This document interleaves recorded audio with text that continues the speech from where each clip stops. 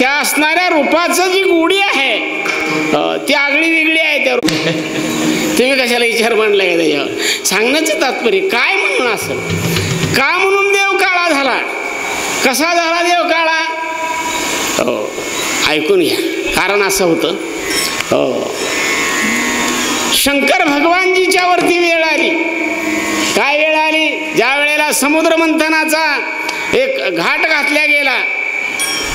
समुद्र मंथन करूया, त्याच्यामध्ये सर्व रत्न लपलेली आहेत, ती काढायची ठरलेली आहेत. मग असुरांचं आणि देवांचं समुद्र मंथनाचा ठराव झाला.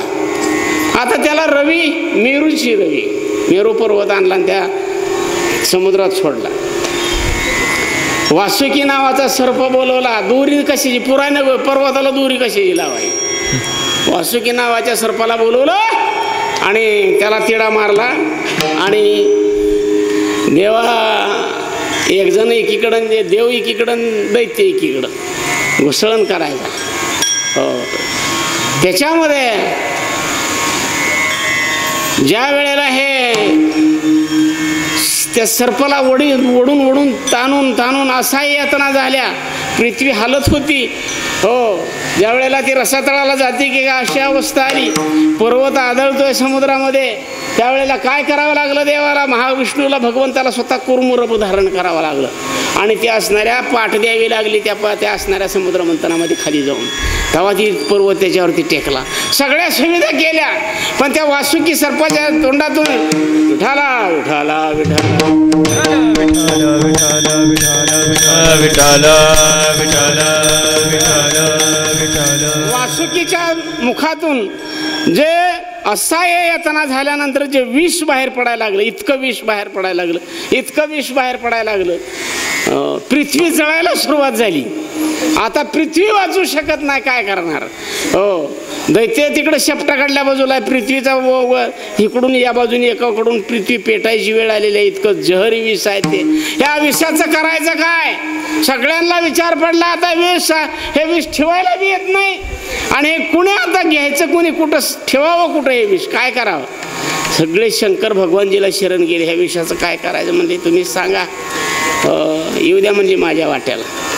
शंकर भगवान विष प्याले. आता विष प्याल्यानंतर शंकर भगवान कसे झाले त्यावेळेला? कंठाच्या ठिकाणी ते पुन्हा आलेत कंठाच्या ठिकाणी, पूर्ण पूर्ण निळे सावळे असे शंकर भगवानजी झाले. विष असह्य झालं. असह्य झाल्यानंतर प्रकार असा घडला, काही केलं नाही, दाह थांबत नाही. त्यावेळेला कुणाकडं आपण अपेक्षा करावी? आता अंगाचा दाह झालेला, काय करावं? सगळ्यांना विचारलं, काय माझ्यासाठी पर्याय? सगळ्यांनी पर्याय शोधले. कोणी शोधले सगळे सर्प बोलवले, सर्प अंगावर वेष्टन केलं, गार पडलं अंग आता तरी गार पडत नाही, गार पडना. चंद्राला बोलवलं, शीतळता जरा देईल म्हणून चंद्र मस्तकावरती धारण केला, देत नाही तो, तरी बी भागत नाही. गंगामाय बोलवली, जठेमध्ये घेतली, तरी बी तो दाह निवत नाही. मग दाह निवायचा कसा? शेवटी देवांच्या गुरुनी सांगितलं, आता भगवान आम्ही पर्याय केले, नाना पर्याय, पण नाना पर्यायाने हे थांबू शकत नाही. दाह एकाच गोष्टीनं थांबेल. काय करावं लागेल? राम नामाने शीतळ भगवंत होऊ शकतात. आणि म्हणून राम पूजी सदाशिव आणि भजन करी महादेव. भजन करे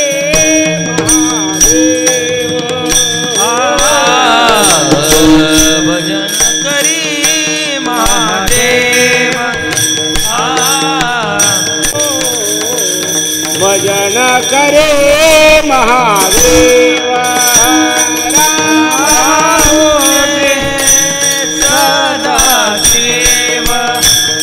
उपाय सांगितल्यानंतर भगवान शंकर राम नाम जप करीत बसले.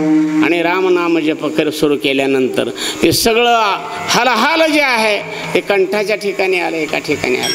आणि नीलकंठ तवापासून त्यांना नाव पडलं. पण ह्याची साक्ष काय करावी? ह्याची साक्ष भगवंताने ठरवलं. त्याच वेळेला शब्द दिला, पुढं माझा अवतार होणारच आहे. त्यावेळेला मी सावळा राहीन.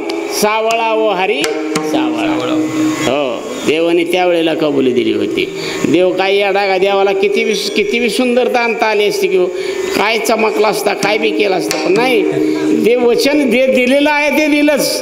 सावळा व हरी सावळा. काय ज्ञानोबर आहे त्याचं सुंदर वर्णन करतात. हरी सावळा आहे. हो, मग असं तुझं हे सावळं रूप म्हणाला आवडतं देवा. म्हणून मला काय म्हणायचं आहे, महाराज सांगतात, तुला पाहिल्याबरोबर हे मन तुझ्या पायापासून बाजूला जात नाही. मग पायामध्ये तुझ्या काय आहे? तर तुझी जी पावलं आहेत या विश्वासाठी अखंड तू विटेवरती उभा कसा आहे? समचरण उभा आहे. दोन्ही पावलं तुझी समान आहेत, मागं नाही पुढं नाही. आणि हे आम्हाला आवडे हे रूप, आवडे हे रूप गोजिरे सगुण. आवडे हे रूप गोजिरे सगुण. आवडे रूप गोजिरे सगुण. आवडे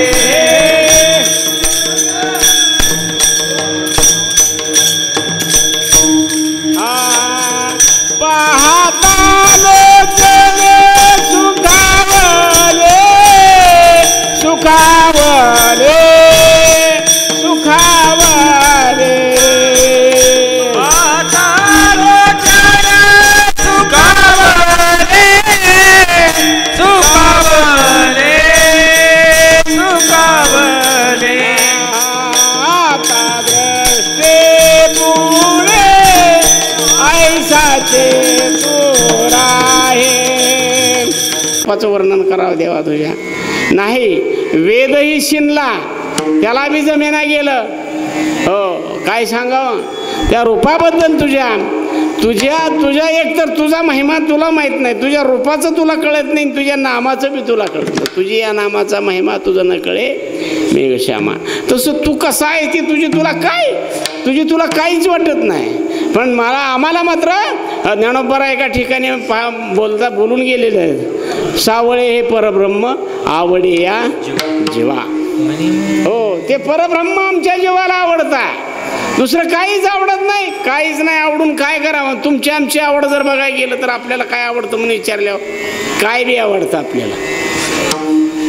कशाचं मी विचारलं तर खाण्याच्या पदार्थातली वेगळी आवड प्रत्येकाची. कपड्यामध्ये वेगळी आवड.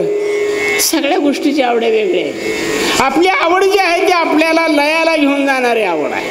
आपली आवड आपल्याला आयुष्यभर पुरेल असं कधी सांगता येत नाही.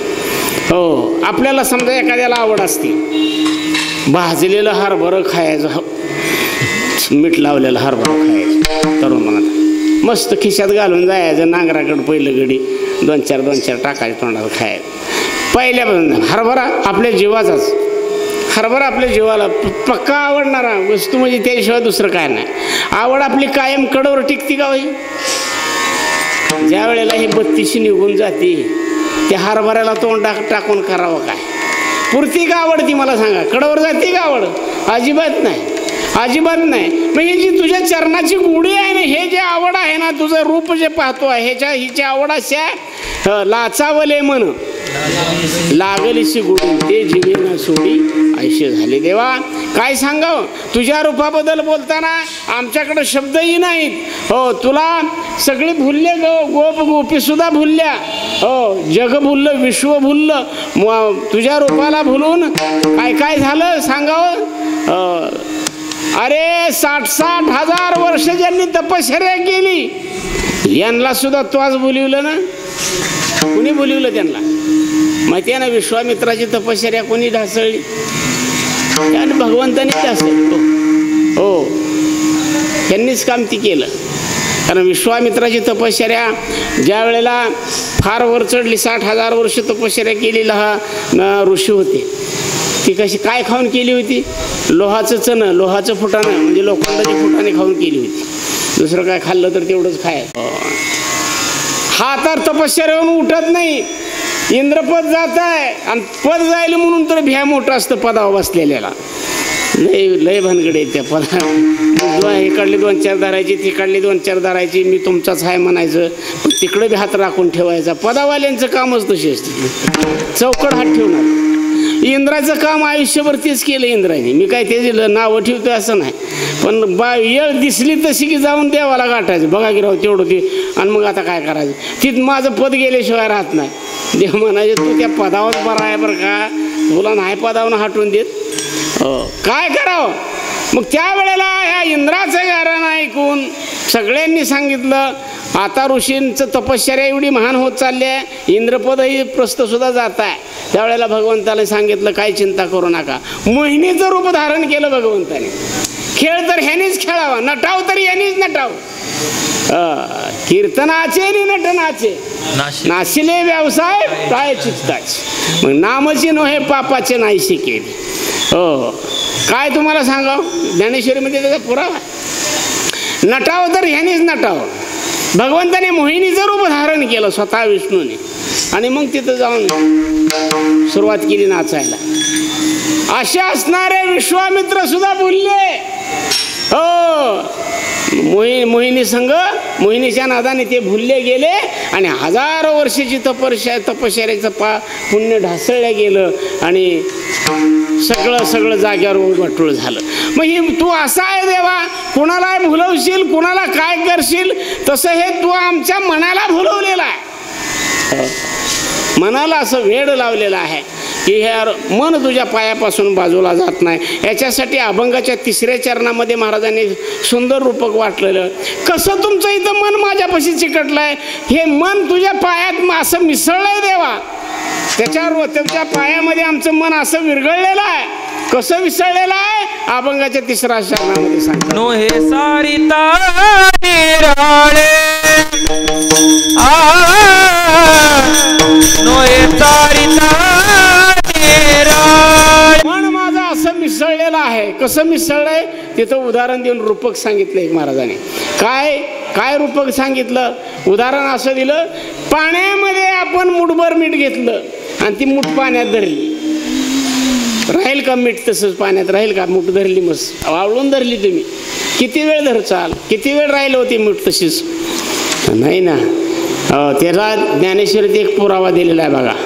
लवणाची सुदली, सुदली म्हणजे हत्तीन, लवणाची हत्तीन, मिठाची हत्तीन केली म्हणजे थोडक्यात ध्यानात आणायचं, साखरेचा रुखवत करते ती का नाही? साखरेचा रुखवत लग्नामध्ये साखरेचा रुखवत असतो का नाही? हत्ती, घोडं, काय बी असते, पाखरं, चिमण्या, काय बी करते ती काय ते साचा असेल तसं बनवते आणि ते हत्ती घोडं समजा पाणी जवळ घेतलं आणि ती हत्ती घोडं पाणी पाजायला म्हणून त्याच्यात सोडलं माघारी येत्याला का राहत्याला का ते हत्ती घोडं राहत्याला का तशीच अवस्था झाली या मनाची हे मन तुझ्यामध्ये असं विरघळलंय देवा मी तू पण विसरून गेले दुरी माझा आणि तुझं माझ्या इथं उरलेलंच नाही काय म्हणून माझं चित्त तुझ्या पाया मिठी पडली पंढरी अशी मिठी पडलेली आहे की त्यातून ते बाजूला निघायला मागत नाही जसं भगवान शंकर भगवानजी ज्या वेळेला भगवंताकडे आले वारीला पहिले वारकरी आहेत ते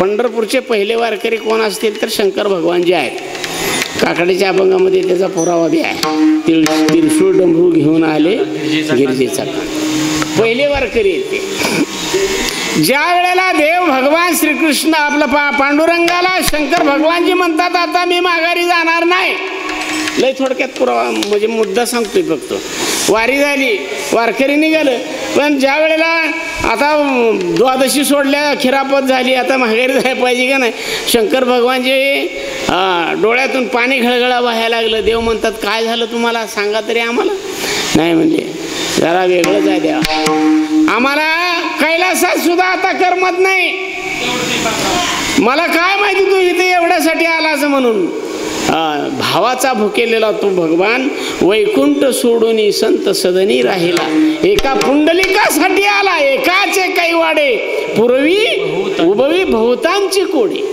एका पुंडलिकासाठी आला आणि इथं हा आनंद आहे आम्हाला काय माहिती आहे हा सुख सोहळा आणि म्हणून स्वर्गातले अमर म्हणतात स्वर्गीचे अमर इच्छिताती देवा स्वर्गीचे अमर इच्छिताती देवा स्वर्गीचे अमर इच्छिता रोज म्हणतो आता आलो इथून म्हणतो आणि इथं येऊन ह्या सुख सोहळ्यामध्ये मग्न झाला देवा तो हा सुख सोहळा स्वर्गीय नाही मग स्वर्गात हे सुख नाही हे कळालं जेव्हा त्या देवादिकांना त्यावेळेला प्रत्येक जण म्हणायला लागला देवा हे आमच्या अर्जावर सही करा कशाची करायची सही तुम्हाला एवढा अर्ज आमचा पास करा मंजूर करा आमचं मागणं मंजूर करा त्या सदनामध्ये आता मांडते ती ना मंजूर करा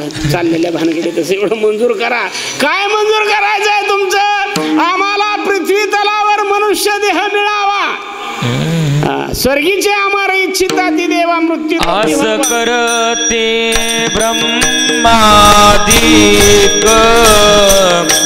ते कोणी वाळवंटीचे सुख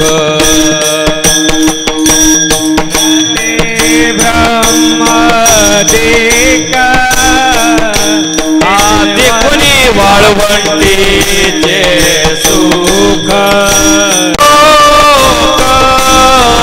धन्य धन्य मृत्यू लोक आपणती भाग्याचा कैसा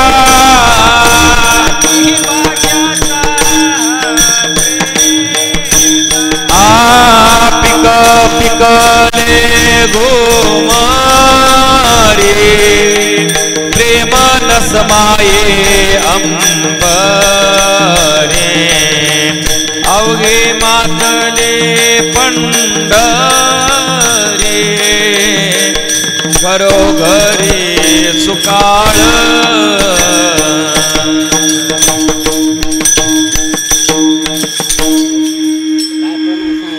करती ब्रह्मादिक देखुनी वाळवंटीचे सुख आस करती ब्रह्मादिक देखुनी वाळवंटीचे सुख धन्य धन्य मृत्यू लोक म्हणते धन्य धन्य मृत्यू लोक म्हणती भाग्याचा कायसा म्हणती भाग्याचा कायसा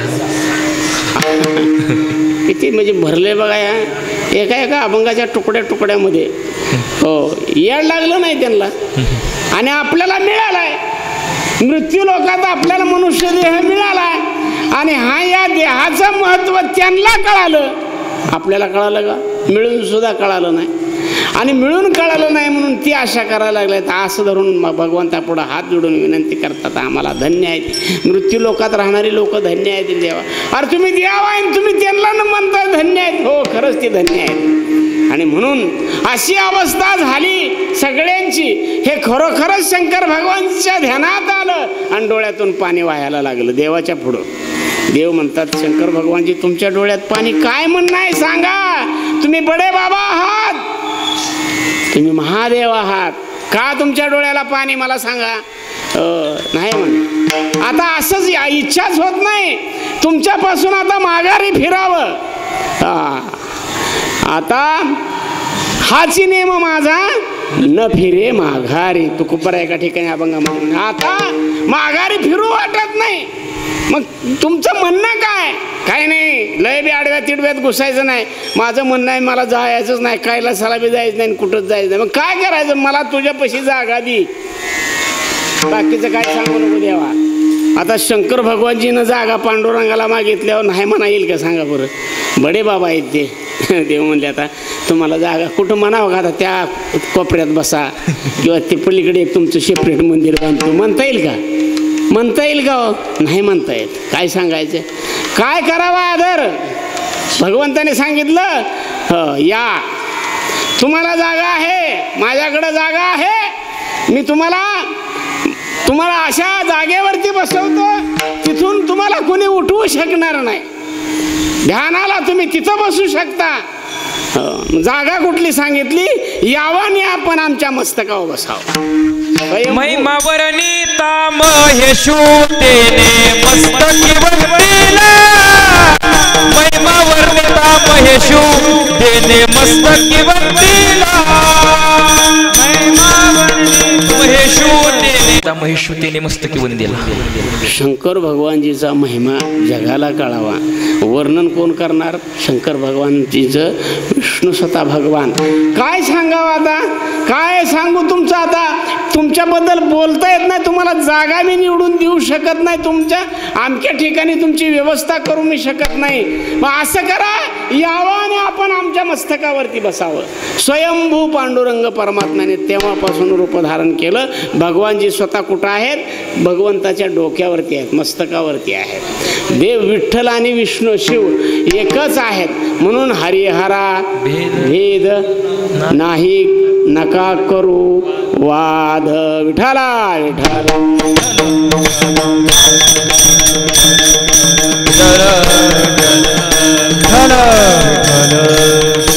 देव तसं पाण्यात मिसळल्यावर बाजूला पुन्हा घेईन म्हणलं तर मिळत नाही. तसं हे चित्त तुमच्यामध्ये मिसळल्यामुळे हे आता बाजूला निघू शकत नाही. मग भक्त आणि देव एकच आहे. निमित्त त्या प्रतिमा आहे देवा. आणि म्हणून तो खूप बरा आहे. आपल्याला जगाला ना उपदेश करता भगवंताशी संवाद साधत असताना या अभंगामध्ये स्वतःची झालेली अवस्था म्हणतात. विठोबा रखुमाई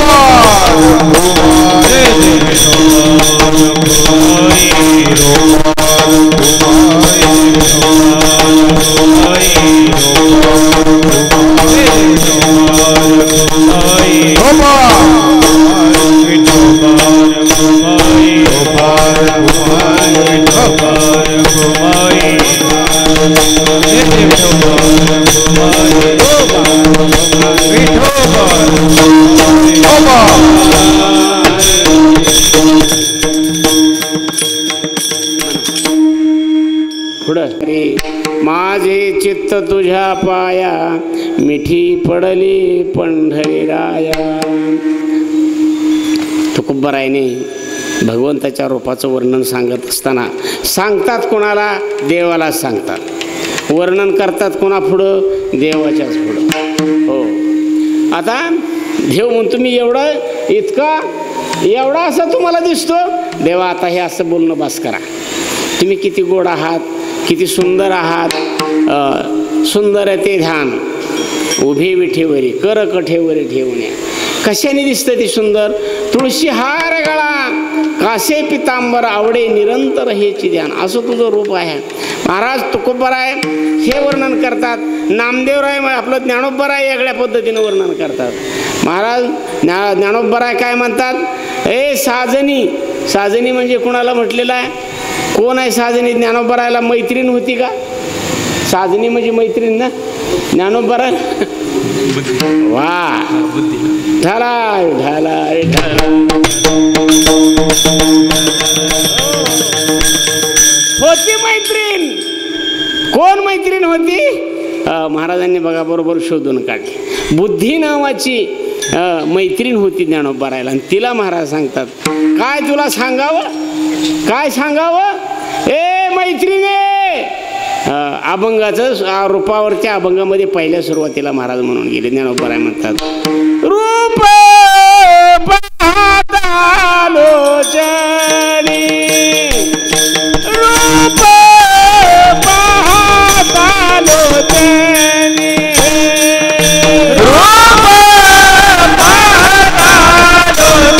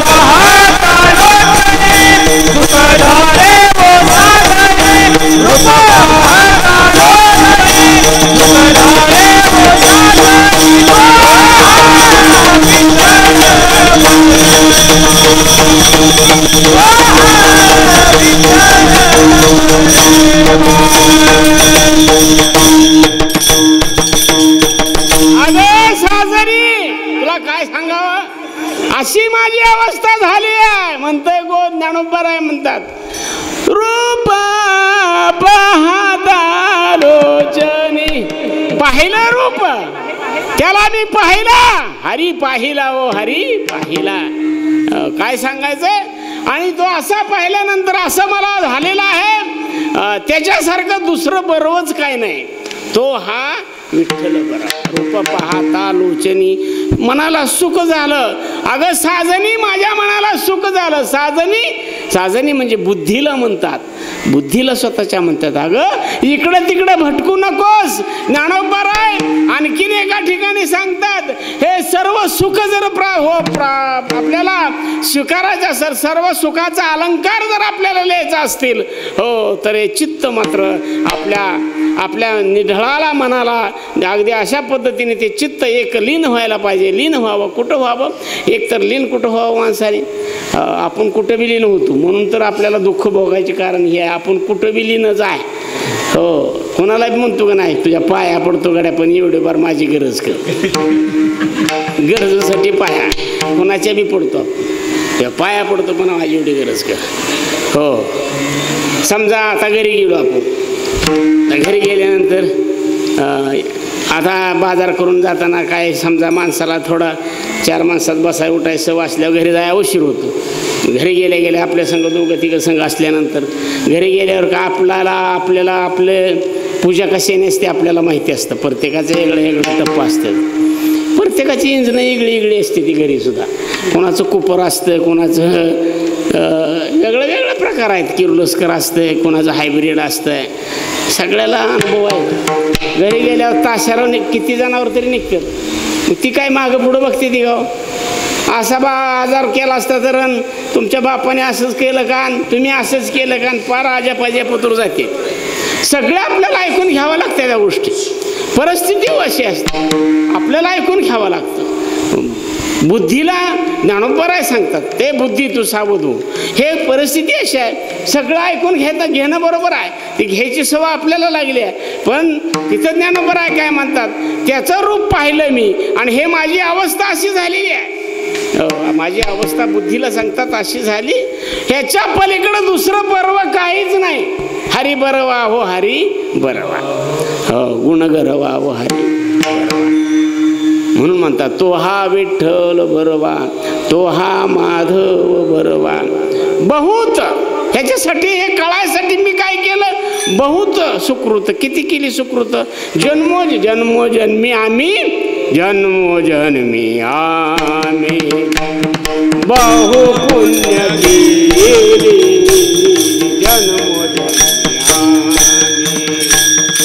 बहु पुण्य केले, जन्मोजन्मी आम्ही बहु पुण्य मी बहु पुण्य केले, जन्मोजन्मी आम्ही हे केलं. आणि म्हणून त्या भगवंताची, विठ्ठलाची कृपा करुणा झाली आमच्यावर, कृपा झाली साजनी, म्हणून हा विठ्ठल आवडतो. आणि तो हा विठ्ठल बरवा, तो हा माधव बरवा. ह्याच्याशिवाय दुसरं बरवा आम्हाला काही लागतच नाही. हो, असा देव फक्त ओळखला कोणी, भक्तांनी ओळखला. म्हणून भक्त त्याचं वर्णन करतात, दुसऱ्याला कळत बी नाही. समजा एखाद्याला बघा तुम्ही, काही जणाला साखरेला मी किती गोड आहे माहिती आहे का, साखरेला माहीत नाही मी किती गोड आहे. जग म्हणतंय गोड तिला, पण साखरेला तिला माहिती आहे का मी गोड आहे. असंच आहे. काय देवाच्या घरी राहणारे काय बघा तुम्ही, बघा. हो हो, काही लोकांनी कुणाला मोठीपणा द्यायचं ठरवल्यावर त्यांना कळतच नाही आपण किती मोठं आहे, कोण आहे, कसं आहे, काय कळत नाही. सांगून द्यायचं म्हटलं तर हो, काही जणाला वाटतं देव आमच्या खिशातच आहे. देव म्हणजे काय, आम्ही दररोज देवापाशीच असतो. नामदेवराय देवापाशीच होते ना. झोपाय मांडीव दोघाच्या मधी, रखमाईच्या आणि पांडुरंगाच्या मधी झोपावं नामदेवानी. हो, लढीवाळ भक्त नामदेवराय, सगळ्यात लाडके. नामा प्राण माझा, पांडुरंगाने म्हणावं, नामा तो माझा प्राण असे. नामदेवराय एवढे लाडके होते. हो, पण एवढं लाडका असून सुद्धा मुक्ताबाईनं त्यांच्या परीक्षेत त्यांना कच्चं ठरवलं होतं ना. इतकी राग आला, किती राग आला नामदेवाला. मला कच्चं म्हणते, मला कच्चं म्हणाली. थापाटणं परीक्षा. आता सांगाय मला सगळं 20 मिनिटात, आता 10 मिनिटात काय काय सांगायचं, थोडकं पुरावा सांग. नामदेवराय जवळ होते तरी त्यावेळेला मी देव म्हणजे आमचा, आम्ही देवापाशी मीपणा दाटलेला होता. शेवटी अवस्था झाली, निर्माण झाली. कच्चं पण त्यांच्या वाट्यावरती आलं, ठरलं कच्चं आहे, नामदेवाचं मडकं कच्चं आहे. आणि मग देवाला विचारलं त्यांनी जाऊन, खरंच, कारण थोडक्यात सांगतोय, नामदेवाला खरंच देवाने सांगितलं, नामा तू माझ्यापाशी आहे, पण तुला कच्चं म्हणते ती बरोबरच आहे. देवा तुझ्याजवळ असून मी कच्चा, तुझ्या मांडीवर बसतो रोज, तुमच्या दोघांच्या मध्ये मी झोपतो. या आईसाहेब माझ्या अंगावर हात टाकून झोपतात, तुम्ही एकीकुंड पांघरून घालता. देवा काय लाड माझा, आणि मला कच्चं म्हणता. हिथंच फसलं. या मोठ्याची लेकरं बी अशीच बघा. काय तुम्हाला सांगायचं, आम्ही म्हणजे काय, तुम्ही म्हणजे काय न बोल्या का. देव म्हणतो तुमचे नेहमी बरा दिसत असे. हाय एखाद्या वेळेस माझं इकडे तिकडं तोंड होत असताना आवाज तुम्हाला कमी येत असेल. फिरायची सवय मला कीर्तनात. प्रकार असा आहे. नामदेवराय म्हणतात, नामदेव काय सांगतात, देवा मी खराच कच्चा हो म्हणले, त्यांचंच बरोबर आहे. मग काय करावं लागेल, नामदेवरायला सांगितलं, जा विसोबाकडे जाऊन तू विसोबाला गुरु कर, तिथनं तू पक्का होशील. नामदेवराय तिथं गेले, विसोबाला गुरु केलं. आता ते कसं केलं सगळ्याला माहिती आहे. विसोबा केचर बसले होते, अंगातनं घाण गळत होती, पुगळत होता, महादेवाच्या मंदिरात होते. सगळं तुम्हाला दृष्टांत माहिती आहे. पाय उचलून ते नामदेवरायला म्हणले, अरे बाबा पोरा कुठला, तो काय आलं बरं म्हणलं. बघितल्यावर किळस वाटत होती. नामदेवरायला म्हणले, माझे पाय जरा उचलतो का बाबा, बाजूला ठेव. म्हणला, देवा पिंडीवर पाय ठेवले तुम्ही. म्हणजे तू बाजूला कर, मायच्याने होत नाही. उचला गेलं तर हाताला पू लागतो. या काय इतकी अवस्था. कस्तरच्या टावेला धरलं दुसरीकडे मांडाय गेलं, मांडलं तर तिथं बी पिंड, 10 दिशा फिरल्यासारखं गोल राऊंड मारला, सगळीकडे पिंड, ठेवायचा कुठं? मग हीच राजज्ञान तुझ्याकडं. मग सांगितलं त्यावेळेला त्यांनी सांगितलं, विठ्ठल जळी स्थळी भरला रिता ठाव नाही उरला. अरे विश्वात तो व्यापून भगवंत उरलेला आहे. मग तिथं गुरुला दीक्षा दिली आणि त्या ठिकाणी नामदेवरायाला खेचर, विसोबा काकाकडून दीक्षा दिली आणि गुरु झाले. मग सद्गुरू वाचोनी सापडे ना सोयन धरावे ते पाय आधी आधी. हे असे झालेले संत ते भक्त होतात. आणि मग मात्र जे देवाजवळ असतात त्यांना देव कळला नाही. देव फक्त कळाला कोणाला? भक्तांना कळाला, बाकी कळाला नाही कोणाला. प्रसंग एक सांगतो आणि पुढे चालूया आपण. देवाची देवदिवाळी होती. देवदिवाळीला सगळे त्या काकड्यामध्ये आहेच की आरत्या घेऊन देव स्त्रिया येते. हो, देवांच्या स्त्रिया रंभाधिक नाचती उभ्या दोही जोडोनी हात. त्यावेळेला सतीत आहे बघा, त्रिशूळ डमरू घेऊन आला गिरिजेचा काम. हो, आणि मग तिथं रंभाधिकासहित देवांचे देवांगणा सुद्धा त्या काकड आरतीला हजर असतात देवाच्या. आज सगळी होती एक दिवशी देवदिवाळीच्या टायमाला हजर होती. आता परिस्थिती अशी होती की रुक्मिणीला चांगला मी दाटला होता आईसाहेबांना. मी म्हणजे देवाची मालकीनं आमच्या सगळी येते ते आमच्याच मालकाला भेटा येते ती. नुसतं सरपंच होते की सरपंच, त्या घरच्याचा काय ताल असतो तुम्हाला सांगायचं. आमचे शेजारी आहे म्हणून सांगतो बरं,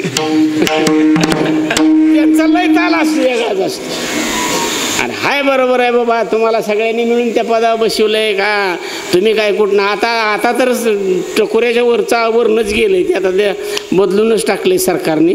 आता थेट का असा ना बाबा, थेट का व्हाय ना. आता थेट काय सुखाने होत नाही. आता त्या अंगाचं कातडं काढून घ्यावं लागतं थेट होताना. त्याला अंगाचं म्हणजे परपंच किती उधळायचा आहे ते त्याने उधळायचा असतो.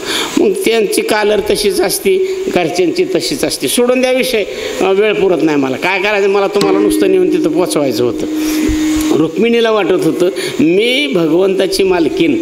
सगळ्या आल्या का नाही माझ्या मालकाला वावळायला? कोण आल्या होत्या?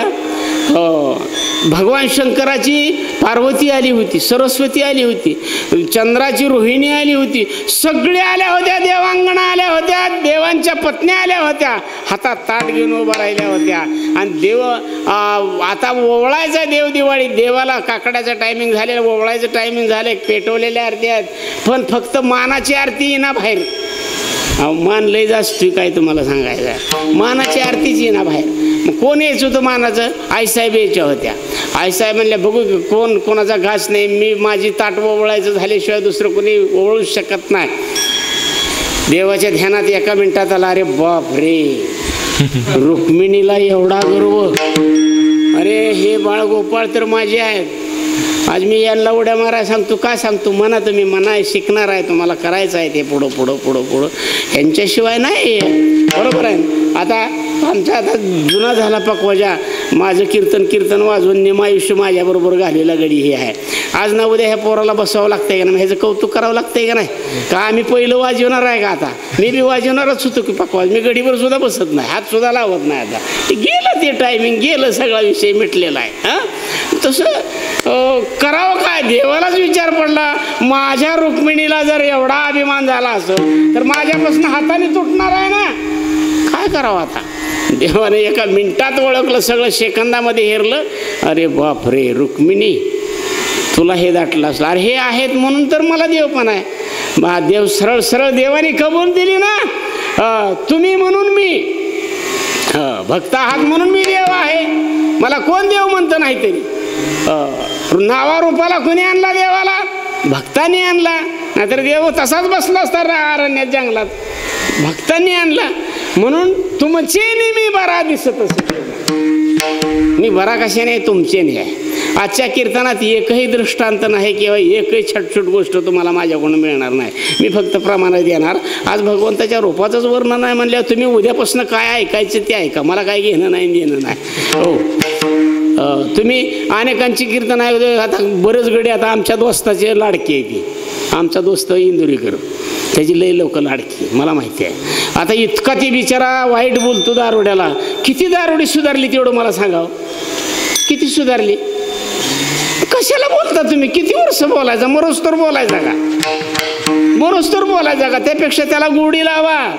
हरिभजनी है ढवळी लेजे. कुठवर तुम्ही बोलणार राहिला का? तुमचा दम सुटला तरी बी अजून तुम्ही तीच बोलताय. आम्हाला चांगलं माहिती आहे. चला माझ्या गावात गुलाबबाबांच्या कृपा आशीर्वादाने 5 कुटुंब अशी धावतो तुम्हाला. 5 कुटुंब अरे नशापासून मुक्त झाले, आज लक्षाधीश आहेत, करोडपती बनलेले. हे तुम्ही कारखान्यावर इथं सोनायला जावा, तिथं नंदू देवकर म्हणून आहे, त्याला जाऊन विचारा हिस्ट्री त्याची. गावात त्याला गुंठा जमीन राहिली नाही. हो, गेली त्या टायमाला, सगळे गेले.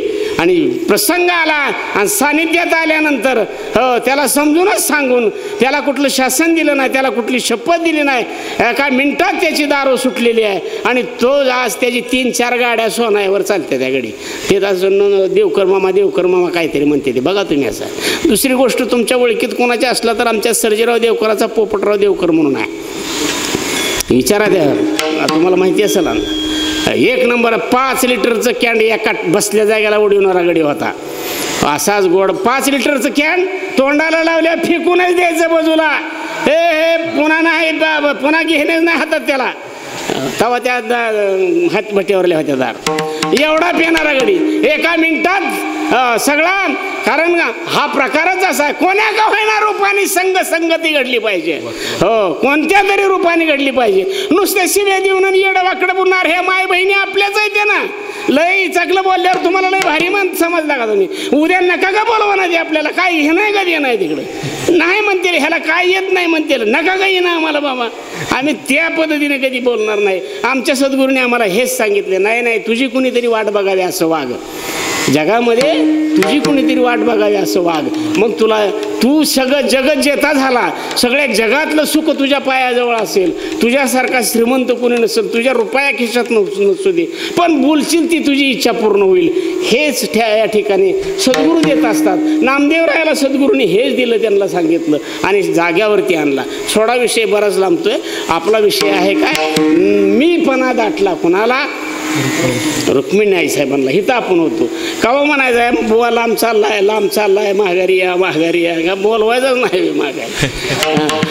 प्रकार असा आहे, आई साहेबांचा मीपणा काढायचा का काय करावं लागेल? देवालाच घाम फुटला, वाया जाते रुक्मिणी, आता काय करू? हो ठीक आहे, रुक्मिणीची इच्छा. आता मला इथं मात्र बदल केला पाहिजे. हो, रुक्मिणी आई साहेब दमाने सगळी वैतागून गेली जाऊन. चला आमच्या दिव्यातलं तेल संपत आलं, तुम्ही अजून बाहेर ये ना, चला आई साहेब. दासी जायचे बोल. हो आले. तिथंच रुक्मिणी आई साहेब ही निघाल, काय कर फणी सगळं केलं. हो येते, ताट तयार केलं आणि मग हळूहळू ठुमकत आई साहेब पुढं आल्या. आणि आई साहेब आल्यानंतर ओवळायचा आता. हो, देवाने विचार केला हीच वेळ आहे आता, रुक्मिणीतला ग काढायची हीच वेळ आहे. नाहीतर आता रुक्मिणी शुद्धीवर भानावर राहणार नाही, माझी भक्त म्हणून पुन्हा राहणार नाही, माझीच माझ्यापासून तुटतेली. वाईट वाटलं देवाला, आता हीच वेळ आहे. आणि मग देवाने ठरवलं, बस आता हिच्यात बदल करायचा. काय केलं देवाने? हो, रुक्मिणीला सांगितलं व्हा पुढून ओवळा. त्यावेळेला ओवळायला रुक्मिणी गेली आणि पाहते तर देव त्या जाग्यावर नाही. मग इकडं पाहिलं देव इकडं, तिकडं पाहिलं देव तिकडं पाहिलं तिकडं विठ्ठल, इकडं विठ्ठल जळी स्थळी अवघा विठ्ठलच दिसायला लागला. आणि ओवळायचीच थांबली रुक्मिणी. त्यावेळेला सगळे म्हणते ते ओवळा ना. आता रुक्मिणी घाबरली, कोणचा विठ्ठल? विठ्ठल पाहिल तिकडं विठ्ठल सगळीकडे दिसतोय, मागं पाहिलं पुढं पाहिलं, ओवळायला जी ना कुणाला ओवाळू. आणि मग खाली मान घातली आणि त्या अभंगाच्या काकड्याच्या अभंगामध्ये प्रमाण आहे बघा. लाजली गे आता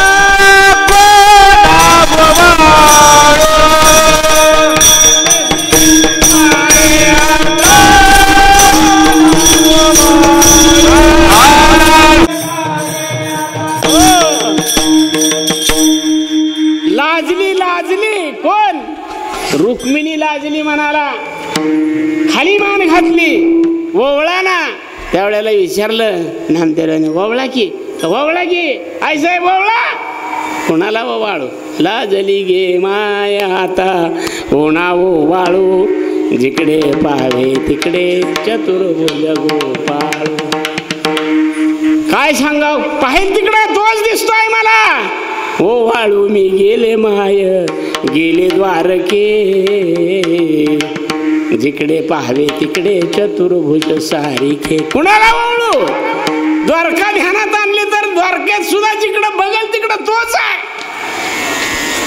मैत्रिणीकडे पाहिलं म्हणजे आधी त्या देवे होत्या ना त्यांच्याकडे पाहिलं, तिथं बी तीच अवस्था झाली. ओ वाळू मी गेले माय सखया माझा रे, जिकडे पाहावे तिकडे चतुर्भुज नरनारे. कुठं बघा, ओ वाळू मी गेले माय सारंग धरा, जिकडे पाहावे तिकडे चतुर्भुज परिवार. पाहिजे तिकडे तोच दिसतो. काय करू, ववळायचं राहून गेलं. नाही नकोच ववळायला. आणि नामदेवराय मग आलं, ववळा की आयसाय ववळा की. आता ती बारक उडूस गुडघ्यापाशी नामदेवा, भक्तामुळं देवाचा मोठीपण आहे. नामदेव म्हणे आईसाहेब ववळा की, एवढ्यांचा नंबर कवायचा. आईसाहेब ववळा की. डोळ्याला पाणी आलं आईसाहेबांच्या. खाली पाहिलं, कानापाशी वाकल्या नामदेवाच्या.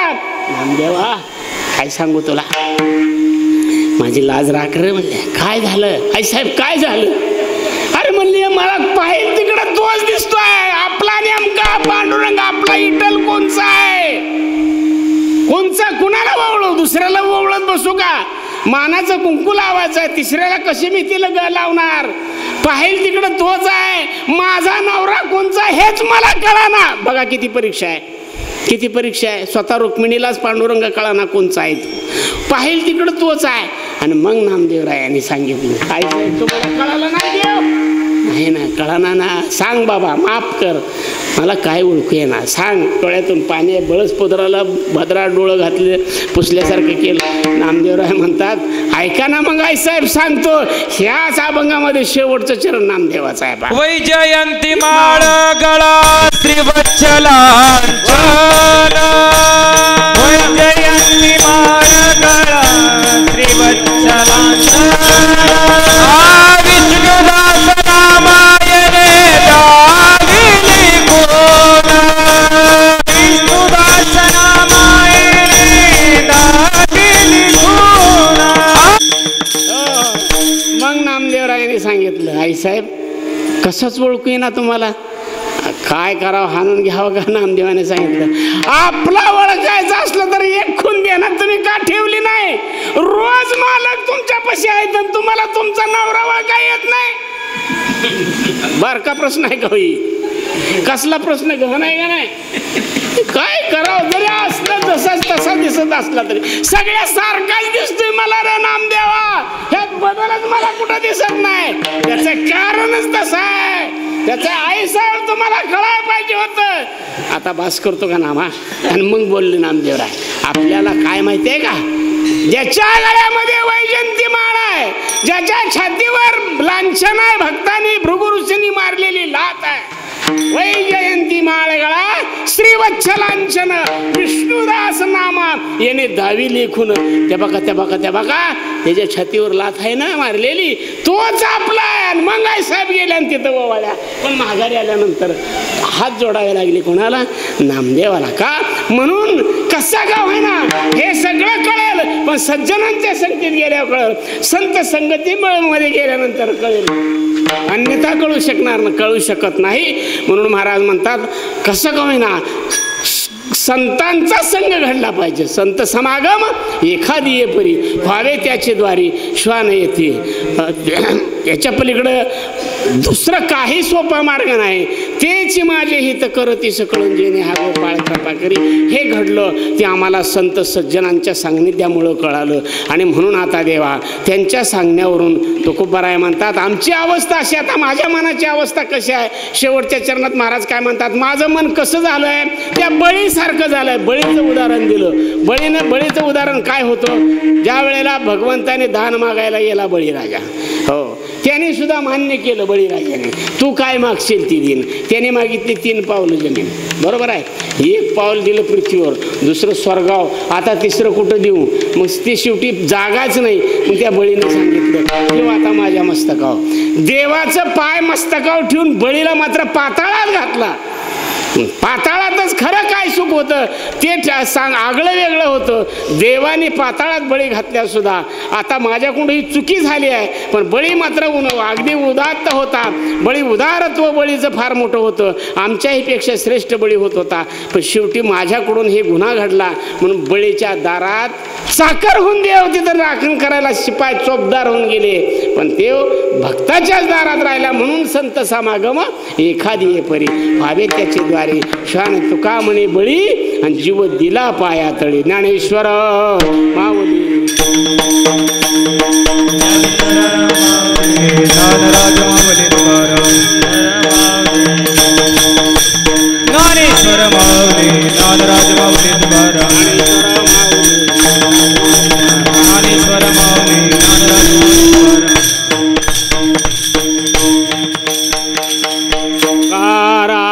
तुकाराम तुकाराम तुकाराम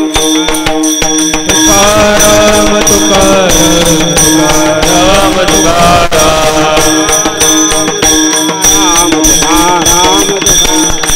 तुकाराम तुकाराम तुकाराम तुकाराम. बोला म्हणा. तुका म्हणे बळी जीव दिला पाया तळी.